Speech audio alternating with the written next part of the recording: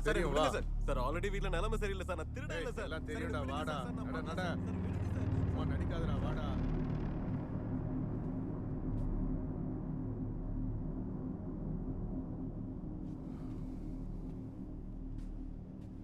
நீங்க 2 பேரும் இங்க வாங்க. சார் காமினி சிங், உங்க ஊர் எது? சார் ராய்ப்பூர் சத்தீஸ்கர்.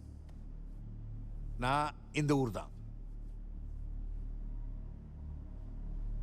இப்ப இங்க இருந்து போனான்ல, அவனோட பேர் என்ன? சார் எனக்கு தெரியாது.